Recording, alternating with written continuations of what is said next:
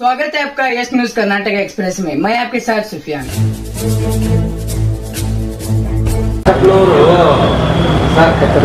ಶಾಸಕನವರು ಯತ್ನಾಳ್ ಅವರಿಗೆ ಅವರು ಗೊಡ್ಡೆ ಮೇಲೆ ಅಂತ ಅವ್ರಿಗೆ ಉತ್ತರ ಕೊಡ್ತಾರ. ಯತ್ನಾಳ್ ಅವ್ರು ಉತ್ತರಕ್ಕೆ ಅವ್ರಿಗೆ ಕೊಡ್ತಾರೆ.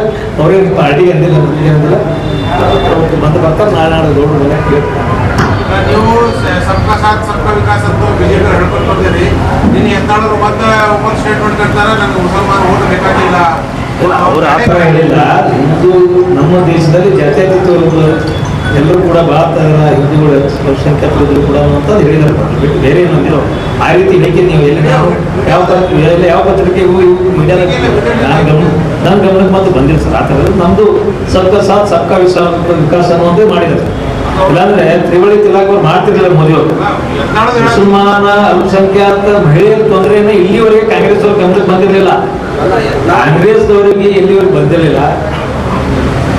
ಅದನ್ನು ಮೋದಿ ಅವರು ಗಮನಿಸಿ ಅಲ್ಪಸಂಖ್ಯಾತರ ಹೆಣ್ಮಕ್ಳಿಗೆ ಇದು ಹಿಂಸೆ ಆಗ್ತಾ ಇದೆ, ಅನ್ಯಾಯ ಆಗ್ತಾ ಇದೆ, ಇವರಿಗೆ ತ್ರಿವಳಿ ತಲಾಖದಿಂದ ಇದು ಆಗ್ತಾರೆ ಅಂತದ್ದು ಅದನ್ನು ರದ್ದು ಮಾಡಿ ಕಾನೂನು ಮಾಡಿದ್ರು ನರೇಂದ್ರ ಮೋದಿ ಅವರು. ಅದ್ರ ಕಾಂಗ್ರೆಸ್ದವ್ರು ಇನ್ನೂರು ಅಲ್ಪಸಂಖ್ಯಾತರನ್ನ ಮತಗಳ ಬೇರೆ ಮಾಡಿ ಪಡೆಯುವಂತ ಪ್ರಯತ್ನ ಮಾಡಿದ್ರೆ ಅವ್ರಿಗೆ ಒಳ್ಳೇದು ಮಾಡಿಲ್ಲ. ದೇಶದಲ್ಲಿ ಅವ್ರಿಗೆ ಒಳ್ಳೆ ಮಾಡಿದ್ರು ನರೇಂದ್ರ ಮೋದಿ ಅವರು ಅನ್ನೋದು ಕೂಡ ತಮ್ಮ ಗಮನಕ್ಕೆ ಬರ್ತದೆ. ಇಲ್ಲ, ನಾನು ಹಿಂದಿ ಹೇಳಿಕೆಗಳನ್ನ ಹೇಳಿಕೆಗಳನ್ನ ನೋಡಿಲ್ಲ. ಇನ್ನೊಂದು ಹೇಳ್ತಾರೆ, ಮುಸಲ್ಮಾನ್ ರಿಸರ್ವೇಶನ್ಗಳನ್ನ ತೆಗೆದು ಅದು ದಲಿತರಿಗೆ ಕೊಡ್ತೀವಿ, ಮುಸಲ್ಮಾನ ಬೇಕಾಗಿಲ್ಲ ಅಂತ. ನನ್ನ ಗಮನಕ್ಕೆ ಯಾವ ವಿಷಯ ಬಂದಿಲ್ಲ. ತಿಳ್ಕೊಳ್ಳೋದು ನಾನು ಪತ್ರಿಕೆಗಳಿಗೆ ಓದ್ತೀನಿ, ಓದಾಗ ಈ ವಿಷಯಗಳು ಬಂದಿಲ್ಲ. ಅತಿರೇ ಯಾವುದೇ ರೀತಿ ಇದಕ್ಕೆ ಕೊಟ್ಟದ್ದು ನಾನು ಅನಿಸಿಲ್ಲ. ಇವರು ಕೂಡ ಅಂಬೇಡ್ಕರ್ ಸರ್ಕಾರದಲ್ಲಿ ಅಲ್ಪಸಂಖ್ಯಾತರ ಮತಗಳು ಹಾಕಲಕ್ಕ ಇಲ್ಲ ಬಿಡಲಕ್ಕ ಇಲ್ಲ, ಆ ರೀತಿ ಹೇಳಿಲ್ಲ. ಒತ್ತಾಯ ಪೂರ್ವಕವಾಗಿ ನಮ್ಮ ಮತ ಕೆಳಗೆ ತಿಳಿಯೋದು. ನಮ್ಮ ರಮೇಶ್ ಜಿಗಿನ್ ಸಾಹೇಬರು ಒಂದು ತತ್ವ ಏನಂದ್ರೆ ಯಾರಿಗೆ ಹಿಂಸೆ ಕೊಟ್ಟು ನೀವು ಹಾಕೇಬೇಕು ಅಂತ ಹೇಳಿ ಗಾಳಿಗೆ ಮನವಿ ಮಾಡ್ತಾರೆ. ಹಾಕಿ ಹಾಕಂಗಿಲ್ಲ ಅಂದ್ರೆ ಏನು ಮಾಡೋದು ಅವರಿಗೆ? ಹಾಗೆ ಅಂದಿಲ್ಲ ಅವರು. ಒತ್ತಾಯ ಪೂರ್ವಕವಾಗಿ ಏನಕ್ಕೆ ಕೇಳಂಗಿಲ್ಲ, ಎಲ್ಲರಿಗೂ ನಾವು ವಿನಂತಿ ಮಾಡಿದ್ರೆ ಮತ ಹಾಕಬೇಕಾದ್ರೆ ಇಷ್ಟ ಅಂದಾರ. ಅವ್ರಿಗೆ ಬೇಡ ತಂದಿಲ್ಲ, ಯಾರಿಗೆ ಕೇಳಂಗಿಲ್ಲ ತಂದಿಲ್ಲ. ಹಂಗೆ ಯಾರು ತಪ್ಪು ಸಂದೇಶವನ್ನು ಕಳಿಸ್ಬಾರ್ದು. ರೈಟ್ ಸಮುದಾಯದವರು ಈ ಸರಿ ನಾವು ಜಿಲ್ಲೆಗೆ ಹೋಗುದಿಲ್ಲ, ಯಾಕಂದ್ರೆ ಲಂಬಾಣಿ ಲಾಸ್ಟ್ ಟೈಮ್ 2-3 ಸರಿ ನಿಂತರು ನಾವು ದಲಿತರು ಗೊತ್ತಾದ್ವಿ.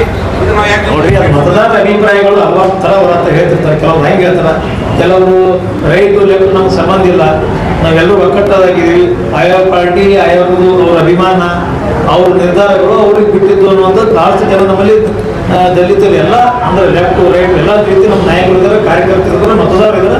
ಆ ನಿರ್ಧಾರ ಬಿಟ್ಟು ಇದನ್ನು ಜಾತಿ ರಾಜಕಾರಣ ಮಾಡಿಕೊಂಡು ಇದನ್ನೇ ಒಂದು ಅಸ್ತ್ರ ಇಟ್ಕೊಂಡು ಆ ದಲಿತ ಸಮುದಾಯವನ್ನು ಹೊಡೆಯುವಂಥ ಪ್ರಯತ್ನ ಆಗಬಾರ್ದು. ಯಾರಿಂದಲೂ ಕೂಡ ದಲಿತ ಸಮುದಾಯದ ಹೊಡೆಯುವಂಥ ಪ್ರಯತ್ನ ಆಗಬಾರ್ದು ಅನ್ನೋಂಥದ್ದು ನಮ್ಮ ಸಣ್ಣ ರಮೇಶ್ ಜಿಗಿನ್ ಸಾಹೇಬ್ರೆ ಮೊದಲೇ ನಿಮ್ಗೆ ವಿನಂತಿ ಮಾಡಿದ್ರೆ, ತಮ್ಮ ಮುಖಾಂತರ ವಿನಂತಿ ಮಾಡ್ಯಾರ. ಈ ಚುನಾವಣೆ ಬರ್ತಾವ ಹೋಗ್ತಿರ್ತಾವ, ಅದು ಇದನ್ನೇ ಒಂದು ಮುಂದೆ ಇಟ್ಕೊಂಡು ಯಾರು ಕೂಡ ಆಗಬಾರ್ದು. ಎಲ್ಲೂ ದಲಿತ ಕೂಡ ಒಂದಾಗಿರ್ಬೇಕು.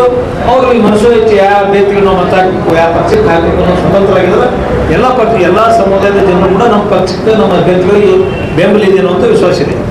ಬಿಜೆಪಿಯಲ್ಲಿ ರೈಟ್ ಕಮ್ಯುನಿಟಿಗೆ ಚುನಾವಣೆಯಲ್ಲಿ ಸಕ್ರಿಯ ಆದ್ಮೇಲೆ ಪಟ್ಟಣ ಶಾಸಕರು ಚುನಾವಣೆಯಿಂದ ಸ್ವಲ್ಪ ದೂರ ಹೋಗಿದ್ದಾರೆ ಅಂತ ಕೇಳಿ ಅದೇ ನಾನು ಇದನ್ನ ಯಾಕೆ ಕೇಳಲಾಗಿರೋ ಅದ್ರ ಜೊತೆ ನನಗೆ ಕೇಳ್ತಿದ್ದೆ. ಅಲ್ರಿ, ಅವರು ಬಿಜೆಪಿ ಚುನಾವಣೆ ಬಹಿರಂಗವಾಗಿ ಎಲ್ಲ ಕಡೆ ತಿರುಗಾಡಿ ಮಾಡ್ತಾರೆ ಜಿಲ್ಲೆಯಲ್ಲಿ. ನಾನು ಕೂಡ ಮಾಡ್ತಾ ಇದ್ದೇನೆ. ಮತ್ತೆ ಇನ್ನೂ ಏನು ಬೇಕು ನಿಮ್ಗೆ? ನಾನು ದೂರ ಹೋಗಿಲ್ಲ. ಇಲ್ಲೇ ಆಫೀಸ್ನಾಗ ಪ್ರೆಸ್ ಮೀಟ್ಗೆ ಇವತ್ತು ನಿನ್ನೆ ನಾನು ಇಂಡಿಗೆ ಹೋಗಿ ಮನೆ ಇಂಡಿಗೆ ಹೋಗಿದ್ದೆ 2 ಸಲ. ಬಿಜಾಪುರ ನಗರದಲ್ಲಿ ನಿನ್ನೆ ಮಾಡಿದ್ದೀವಿ ನಾವು ಜಿಗಿನ್ ಸಾಹೇಬ್ ಕೂಡ ನಾವು ಒಟ್ಟಾಗಿದ್ದೀವಿ. ಜಿಗಿನ್ ಸಾಹೇಬ್ರ ಭಾರತೀಯ ಜನತಾ ಪಕ್ಷ ಲೋಕಸಭಾ ಚುನಾವಣೆಯಲ್ಲಿ ಯಾವುದೇ ರೀತಿ ಭಿನ್ನಾಭಿಪ್ರಾಯ ಒಂದು ಒಡಕು ಇಲ್ಲ ಅನ್ನೋದು ಸ್ಪಷ್ಟವಾಗಿ ಹೇಳ್ಬೇಕು. ಅವ್ರು ಬಂದಿದ್ದು ನಮಗೇನಿಲ್ಲ, ನಮಗೇನು ಸಂತೋಷ ಇದೆ. ನಾವೇನು ಅವ್ರು ಬಂದು ಕೆಲಸ ಮಾಡಿದವರು ನಮ್ಮ ಪಕ್ಷದ ಒಬ್ಬ ಶಾಸಕರಿದ್ದಾರೆ, ಅವ್ರದ್ದು ಕರ್ತವ್ಯ ಬಂದು ನೋಡಿ ಮಾಡ್ತಾ ಇದ್ದಾರೆ. ನಮ್ಮ ಪಕ್ಷದ ನಿಷ್ಠಾವಂತ ಪ್ರಾಮಾಣಿಕ ಕಾರ್ಯಕರ್ತರಾದೀನಿ. ಇವತ್ತು ನನಗೆ ಯಾವುದೇ ಜವಾಬ್ದಾರಿ ಇದೆ ಕೂಡ ಪಕ್ಷ ನನಗೆ ಏನೇನು ಹೇಳ್ದ 18 ದಿವಸಗಳಿಂದ ಸಕ್ರಿಯವಾಗಿ ನಾನು ತೃಣಮೂಲಿದ್ದೀನಿ. ಅವ್ರು ಬಂದಾಗ ನಾನು ದೂರ ಹೋಗಿಲ್ಲ.